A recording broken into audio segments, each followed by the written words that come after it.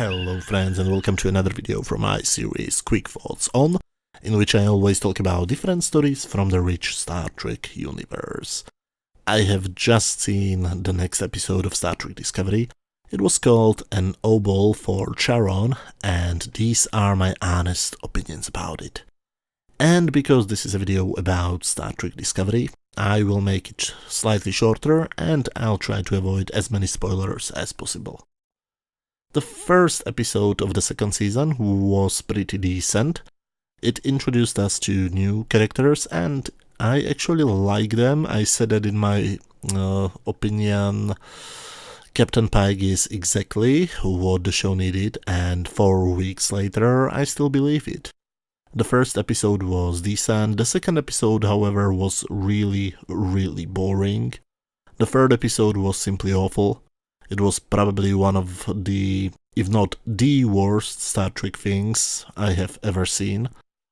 I would rather watch a 24-hour marathon of the Star Trek Voyager episode where Tom Paris travels with Warp 10 and turns into a lizard, kidnaps Captain Janeway and has lizard babies with her, than to watch the episode once more. It made me physically sick. This never happened before, and I hope it will never happen to me again. So, what do I think about episode 4? Well, it's a huge, and I mean huge, improvement. I can even say that this was a Star Trek episode.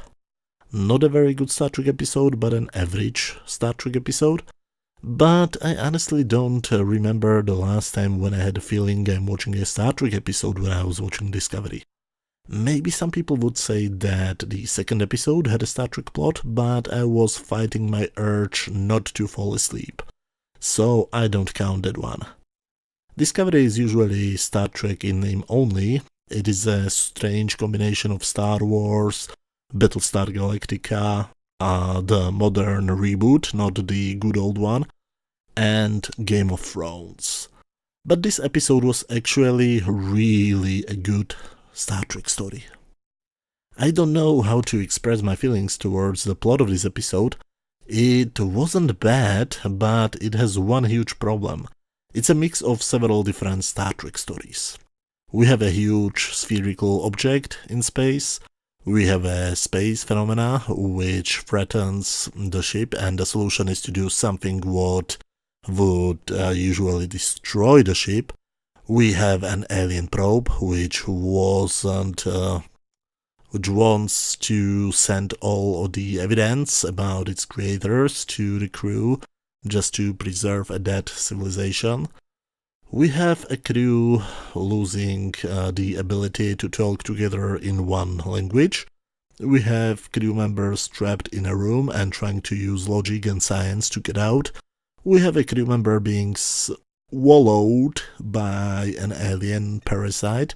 We have a crew member who thinks he's dying and asks his friend to kill him before he can die a slow, painful death, and his friend in the end refuses to do so. Every single one of these things were featured in at least one of previous Star Trek episodes. Some of them were used in multiple episodes actually. So this episode's story is basically ripped from a huge amount of other, usually much better, Star Trek stories. It's just lazy. And because it's a mix of different ideas, the mix shouldn't work at all. And you know what's funny? It works. It works really well. This episode was simply a joy to watch. I make no secret that I hate almost all of Discovery characters. Mainly Michael Burnham. I usually like Saru and Tilly, plus in this season I also like Pike. I don't care about any of the others, however. I don't care if they live or die. And this episode was the very first time in which I cared about what will happen to them. I cared about Michael probably losing her friend. I cared about Stamets and his fight for coming out of the engineering, of course. I cared for Saru when I thought he might die. I cared for Tilly when she is getting swallowed, and in the final scene I felt something very strange for me. I was really curious what will happen to Tilly in the next episode. That's a new feeling for me. For the first time ever, I was impressed by Seniqua Martin Green's performance when she had her small intimate moment with Saru. Her typical wooden boring performance was gone for a moment. We have even seen her to show human emotions. But then for whatever reason she gave up after a few seconds. She almost cried, but she changed her mind and returned to her whispering, which is a pity, because that was almost a good performance. There was one thing I didn't understand, and it happened during the conversation between Judge Reno. Jesus, that still sounds like a name of a 70s gay porn actor and not an engineer. And Stamets. They were saying some strange things, and they then made pauses between some lines. I thought it was weird and didn't understand what's going on. Then, when she got hit pretty hard and started to talk about how she thought for a moment that she was playing drums for Prince, they were trying to be funny during that conversation. I know that different people find different things funny, so I honestly don't know if this is just me, or they indeed are not really that funny. But as far as I know, the woman is a comedian, so she should hopefully do or say something funny in the future. But otherwise than the dialogue, the scenes between Reno, Stamets and Tilly are actually very good. As I said, I truly cared what will happen to them, which is unusual for me and Discovery. So, did I think the episode was perfect? Hell no. If you watch my videos regularly, you probably know that I'm a huge fan of Majel Barrett.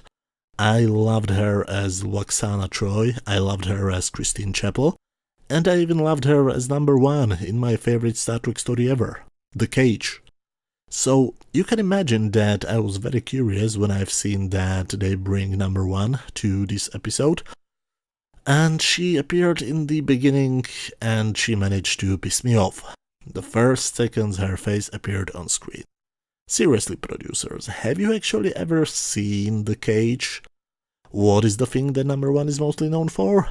In the case that anybody of you watching this video don't know, she was always famous for being fully in control of her emotions. Gene Roddenberry always said that she was emotionless and had a highly sophisticated, almost computer-like mind. In other words, she was the proto-Spock. Some fans have even made her a Vulcan in their fanfiction. So, in other words, she never shows her emotions. So, what does the new number 1, the 25% different number 1, do immediately after she comes to the ship? She smiles. And she is very emotional in basically every shot she is in. Why? And the last thing I want to talk about is their attempt to fix the timeline. In this one episode we are told that they will get rid of the holographic emitters and return to view screen communication. Finally, the holograms were one of the dumbest changes they have done. And they started a plotline which will probably end up in Discovery never again using the sport drive, which is another good thing for those of us who care about continuity. I mean, it's good that they are really trying to get back the audience they lost during the first season. That's actually great. Overall, I hate the dialogue, I hate the new number 1, and I don't like the fact that the writers stole a bunch of ideas from other Star Trek episodes, but it simply works, especially on an emotional level. This episode is again a huge step in the correct direction, and in my opinion, one of the best episodes from Star Trek Discovery, at least so far. So on my standard scale from 0 to 10, where 0 is complete garbage, 5 is just average, and 10 is a masterpiece, I would give this episode, let's say, 7 out of 10. But as always, these were just my opinions. Let me know what did you think about this episode, if you have even seen it, down in the comment section, and I hope I will get very soon to all of the videos I missed. I have written 2 more scripts this week, but I wasn't able to talk during the majority of the week, so I couldn't record them, but thanks a lot for watching, and see you all very soon. Bye.